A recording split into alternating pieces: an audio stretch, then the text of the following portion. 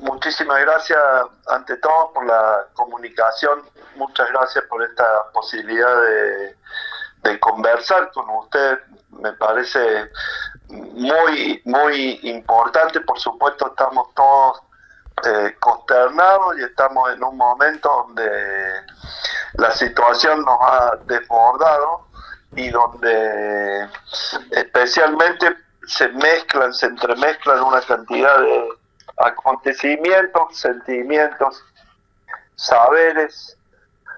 Te diría que es muy difícil opinar con ecuanimidad cuando uno se llena el cuerpo de ceniza, como nos está ocurriendo en estos momentos, nuestra propia piel, nuestros cabellos, cuando uno recorre los territorios, que esto es la gran diferencia que hace al hablar académicamente o al hablar desde la distancia a estar en los lugares. Creo que esta es la primera distinción que debemos hacer. No es lo mismo opinar desde un escritorio a cientos de kilómetros o a decenas de kilómetros, o de la burocracia del Estado, que los funcionarios estatales, etcétera, que recorrer, que ver cómo se hinchan los animales que han muerto en los incendios con el calor del mediodía, cómo los campos quedan devastados, cómo queda destruida toda no solamente la cubierta vegetal y la flora, sino la fauna, que absolutamente desaparece, incinerada, que no la vemos, todo el ecosistema absolutamente incinerado. Cuando uno ve ese panorama absolutamente dantesco, a partir de ahí, desde la realidad, desde verlo, desde vivirlo, de recorrerlo, de llorarlo, de sufrirlo, a partir de ahí recién se puede uno formar una idea mucho más cabal sobre este fenómeno que son los incendios. Es decir, respeto mucho las opiniones académicas y las opiniones que se dan, pero yo diría número uno, para todos los que son responsables directos en las áreas de gobierno, en todas las áreas de gobierno, a todo nivel, lo primero que les diría, que vengan, que recorran, que vean cuando el fuego te está a metros, que vean que sufran el calor en su propia piel, que sufran el chasquido de que te quedas sin cejas porque las llamas te llegan a las cercanías. Después que vean eso y lo vivan en directo, recién vamos a poder tener realmente una política de Estado necesaria para evitarlo. Por supuesto, acá se mezcla, como bien dijiste, también una cantidad de hechos geográficos indubitables, como son, por ejemplo, el cambio climático, el calentamiento global. Esto está afectando a todo el planeta por completo. No hay prácticamente excepción. Los incendios se van transformando en una respuesta que está dando, una respuesta de nuestra Gaia, de nuestra Pachamama, de nuestra Mapu. Es una respuesta a nuestro trabajo ecocida de siglos y de decenios en los últimos tiempos. Esto es lo número uno, una respuesta de la Pachamama a nivel global. Incendios hay desde Siberia hasta el África. No está de más que recordemos la quema que está sufriendo de millones de hectáreas la Amazonia, en Brasil, en Bolivia, en distintos países que le integran. Dicho esto, nosotros en nuestra provincia tendríamos que tener una política de Estado muy clara y muy precisa para saber que a partir del mes de julio, cuando empieza a llegar el viento y el calor, cuando el invierno comienza a retirarse y las temperaturas sobrepasan muchas veces, como en agosto pasado, los 37, 38 grados, cuando todavía estábamos en el invierno. Y además a eso se agregan los vientos, que a partir del mes de agosto comienzan a ser con mucha mayor intensidad, tanto de un sector del norte como del sur, y que se queda de 3-4 meses previos, porque nosotros históricamente nuestra temporada de lluvias termina hacia fines de marzo a abril. Esto es el dato histórico meteorológico. Nosotros sabemos que tenemos un periodo de 6 meses, 7 meses de sequía y tenemos 5 o 6 meses de precipitaciones que coinciden con los meses del verano. Esto es dato histórico, geográfico, meteorológico comprobable, no es ninguna otra entelequia. Es decir, a partir de estos datos, a partir de reunir estas condiciones meteorológicas, climáticas, históricas, que las conocemos perfectamente, y además de reunir a ese dato el proceso de calentamiento global, que como decíamos, está afectándonos a toda la humanidad, nosotros deberíamos contar con herramientas muy precisas y muy claras para decir, a partir del mes de julio en adelante, el Estado de la Nación, el Estado de la provincia, los estados municipales, todos los organismos de la burocracia del Estado, mal que le pese a algunos que quieren hacer desaparecer el Estado, todos esos organismos, más la sociedad civil preparada, está en condiciones de dar respuesta a lo que potencialmente va a venir desde julio a agosto en adelante, que son los incendios. Esto lo venimos viviendo y lo venimos viendo, no es el primer año, el 2024, que se nos quema. Todos los años, de manera sucesiva, desde hace 25 años, 30 años en adelante, todos los años tenemos incendios. Un incendio sobre otro, un incendio sobre otro. La Pacha no se termina de recuperar del incendio anterior. No termina de empezar a reconstruir el ecosistema del incendio anterior, que ya tiene uno encima nuevamente. Sabemos perfectamente también por datos satelitales, por estudios científicos y demás, que nosotros en los últimos 25 años en la provincia de Córdoba hemos quemado más de 1 millón de hectáreas de bosques y de pastizales y de arbustales. Y esto también es preciso, no hay ningún secreto. Es decir, tenemos sobre la mesa elementos absolutamente comprobados a lo largo del tiempo para tener decisiones adecuadas. Y sin embargo, a pesar de toda esta introducción que hago, hoy se nos han quemado ya, sin haber empezado prácticamente todavía la peor época del año, ya llevamos quemadas 40.000 hectáreas o más. Entonces, acá evidentemente hay una política que está fallando. Evidentemente hay algo que no estamos haciendo bien, más allá de todo lo que no hacemos bien a nivel global, con el calentamiento, la quema de combustibles fósiles, etcétera. Pero además de eso, nosotros como sociedad, y esto también da mucha pena de decirlo, nuestros gobernantes muchas veces endilgan a cuestiones que son planetarias la responsabilidad de lo que es propio de lo local. Nosotros en geografía tenemos escalas de análisis, planetaria, regional, local. No podemos endilgar toda la responsabilidad de lo que nos acaba de suceder y de lo que nos está sucediendo y de lo que nos va a seguir sucediendo, culpando al cambio climático y el calentamiento global, y se terminó. Nos lavamos las manos, relativizamos todo lo demás y siga para adelante para el próximo incendio. Y evidentemente entonces uno llega a la conclusión que hay una desidia o hay una falta de voluntad a nivel político, a nivel de quienes toman las decisiones, de realmente ponerle la cascabel, como quien dice, el cascabel al gato, ¿no? Es difícil entender cómo se quiere naturalizar la catástrofe con tantos recursos, con tanta capacidad técnica, inteligencia, académicos, poder político, de seguridad, y esto se les va de las manos y no lo pueden controlar. Una sociedad mínimamente consciente podría asumir estos datos que estás mencionando, Pablo, y desarrollar, llevar adelante políticas, estrategias para utilizar toda la inteligencia humana para evitar que suceda. Sí, porque además, acá viene la segunda parte, que es la parte eminentemente que tiene que ver con lo político.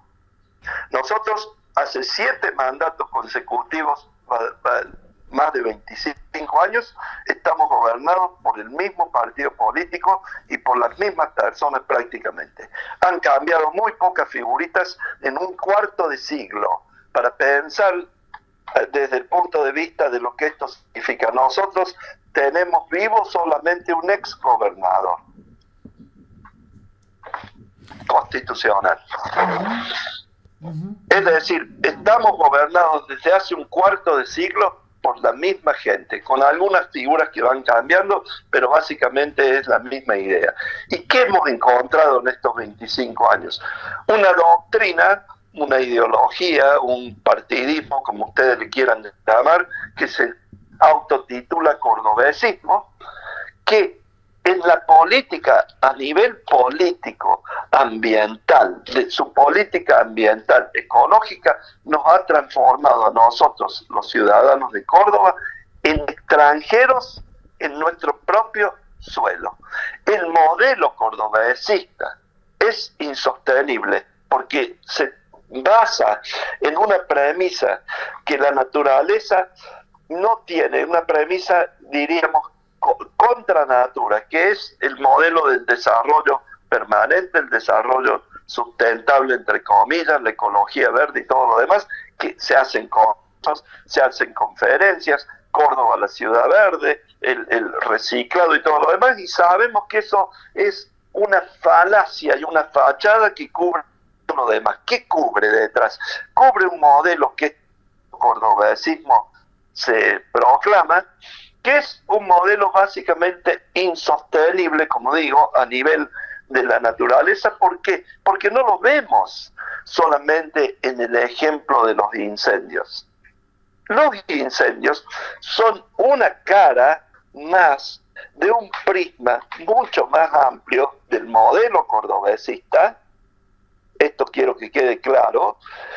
Es una de las caras de este modelo, que es la apropiación de la naturaleza, el goce de la naturaleza para una determinada élite de la sociedad, y se terminó. Y esto lo podemos ver en otros ejemplos. El problema del agua en Córdoba, el saneamiento de las cuencas hídricas, la destrucción de las cuencas a partir de la construcción de la autovía de Punilla, que nosotros sabemos que es también contra natura, y que se hizo en un terreno previamente incendiado a partir del 2021-22. Es decir, nosotros, tengo las fotografías de hace 4 años, cuando se quemaba la pampa de Ola enfrente a la falda, frente a toda la zona donde están ustedes, y casualidad, después de ese incendio, vino a pasar la autovía que ya llega hasta Molinari por la zona. Ustedes lo saben mejor que yo porque son de ahí. Es decir, hubo el incendio y como consecuencia ya tenemos, gracias por suerte, la autovía que antes iba a pasar por la falda occidental de la Sierra Chica, y no vieron mejor alternativa que hacerla pasar por la Pampa de Olay. Contra la opinión de la académica, contra la opinión incluso de la población local, de los pueblos originarios, sin dar participación, sin hacer todo lo que la Constitución dice o los acuerdos internacionales dicen que se debiera hacer, como la consulta previa, etcétera, etcétera. Es decir, ahí tenemos otro prisma. Entonces, cuando uno ve ahora este incendio en la zona de la cumbre de Capilla del Monte, Los Cocos, etcétera, todo lo que se ha devastado ahora, y uno piensa, sin ser malicioso, que por ahí debe continuar la autovía, y que hace 4 años se quemó la Pampa de Olay y ahora está la autovía hasta Molinari. Uno no puede llegar a inferir que este incendio actual en realidad es la topadora que está abriendo el camino para el próximo tramo de la autovía.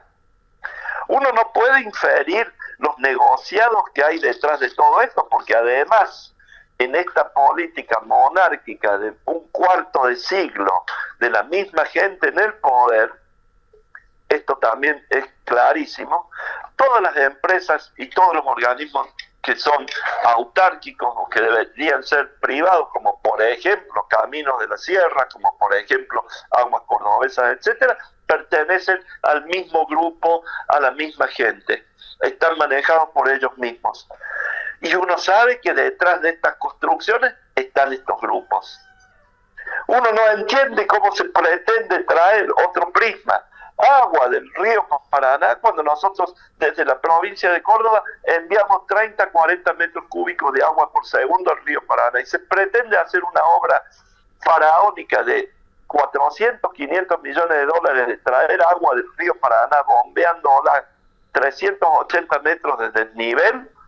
Un absurdo, uno de los absurdos más extraordinarios que tiene el gobierno cordobesista, al que yo llamo satrapía ecocida.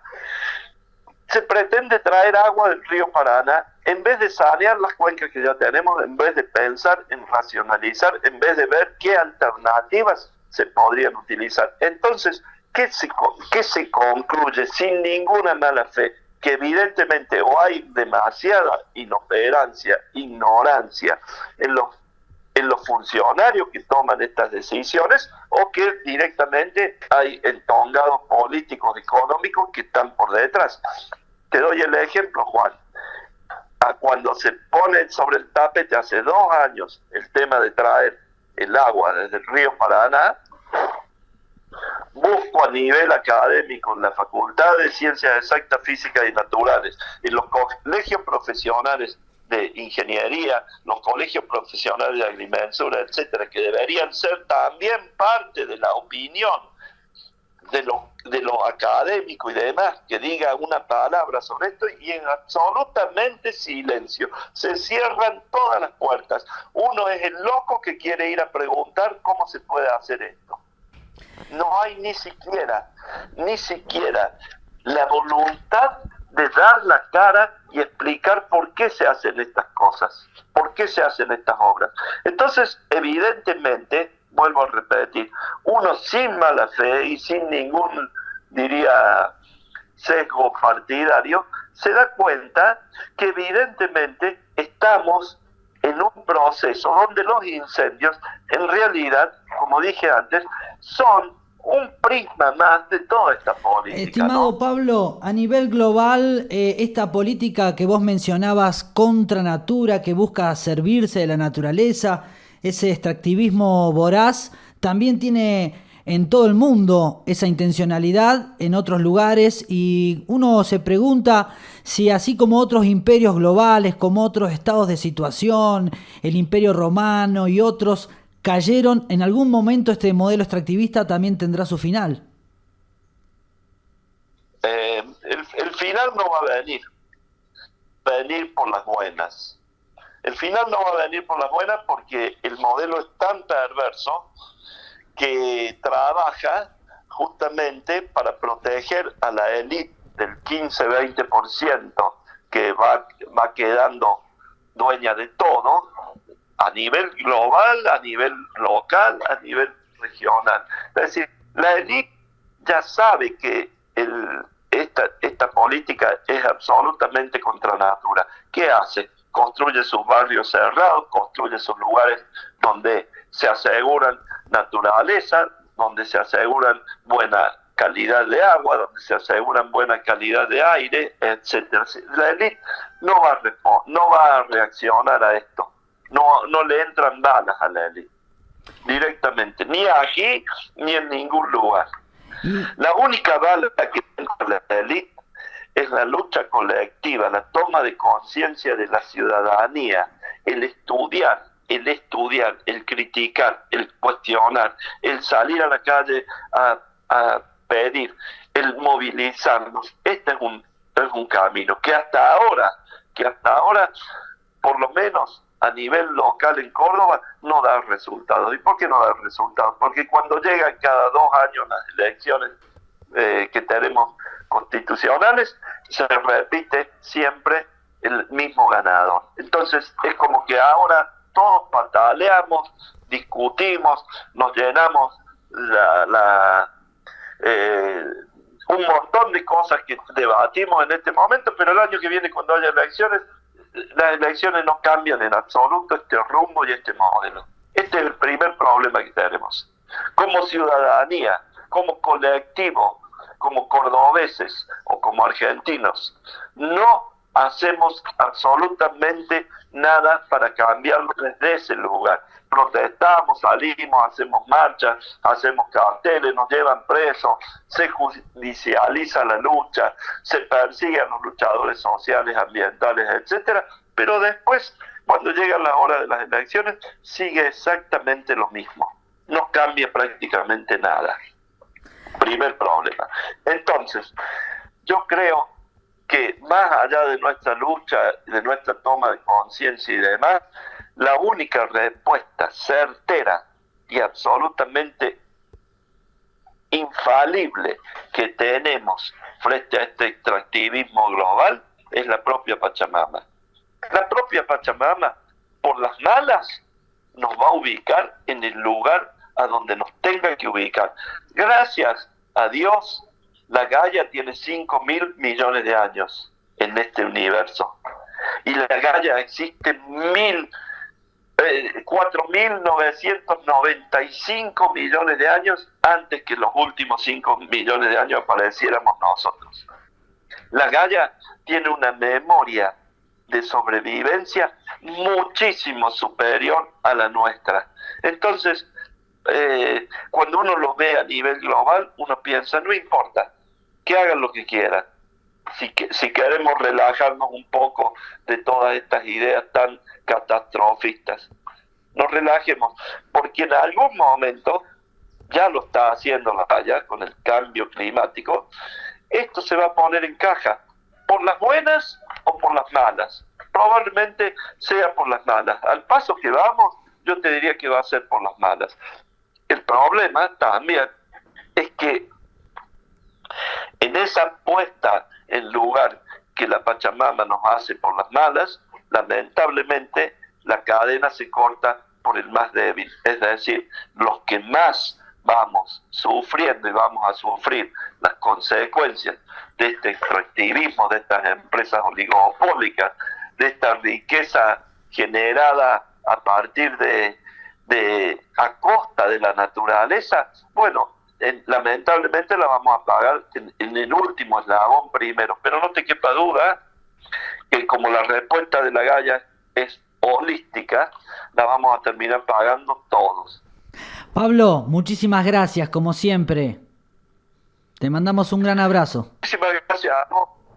Digo muchas gracias, te quiero agradecer este tiempo. Perdón si me he demorado un poco, pero, no, por favor. Pero me parece muy importante porque mira, ahora he estado recorriendo la zona de Ongamira, toda la zona ahí que se ha carbonizado, y uno no deja de llorar y uno no deja de preguntarse cómo puede ser que nos suceda todos los años lo mismo.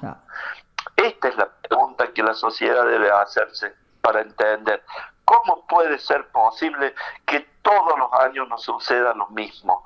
Y cada vez peor, porque cada vez es más severo los incendios, cada vez a la interfase famosa de las propiedades y demás. ¿Cómo puede ser posible esto? Esto es lo que nos tenemos que preguntar. Y no hay que olvidarse que el fuego es político. Cuando en el año 2021 los incendios devastaron el norte de la provincia, el entonces gobernador Schiaretti fue a San José de la Dormida y en medio de todos los incendios que incluso habían cobrado vidas humanas, dijo muy alegremente que el norte cordobés va progresando porque la frontera agropecuaria se va extendiendo. Decía él que antes veía solamente monte y que ahora ve cultivos. Eso decía en el año 2021 el entonces gobernador. Ahora, hace 3 semanas atrás, de una manera verdaderamente que da vergüenza ajena, el de Jesús María, el de la Sociedad Rural de Jesús María, el tal Riera, dice muy alegremente que la culpa la tiene el monte, o sea, la culpa de los incendios la tiene el monte, que es la misma opinión, en definitiva, que tiene el político, que tiene la vicegobernadora, que es una extractivista sojera, etc. etcétera. Es exactamente el mismo modelo y las mismas palabras. Por eso digo que esto se viene repitiendo y se viene haciendo en acciones. Cuando el de la Sociedad Rural de Jesús María, el tal Riera, dice que el monte es culpable, por supuesto, para ellos el monte es culpable. Si para ellos tendría que ser la provincia, tendría que ser un campo de soja gigante, como ya va camino a hacerlo, más las autovías para que ellos puedan transportar, y ese es el modelo que ellos tienen. Entonces, frente a esto, claro que no va a haber más incendios. Cuando toda la provincia sea un campo de soja, no va a haber más incendios. Y después la otra pregunta que evidentemente salta a la vista. Muchas de nuestras provincias vecinas tienen bosques nativos mucho más extensos que los de la provincia de Córdoba. Porque la cuña del Chaco, la cuña chaqueña, penetra en el noroeste de la provincia de Córdoba, pero también abarca Catamarca, abarca La Rioja, abarca Tucumán, abarca otros sectores, la propia provincia de San Luis, y sin embargo en ninguno de esos lugares se producen los incendios catastróficos que tenemos nosotros. Esta es otra pregunta muy interesante que la audiencia y nosotros como sociedad debemos hacernos.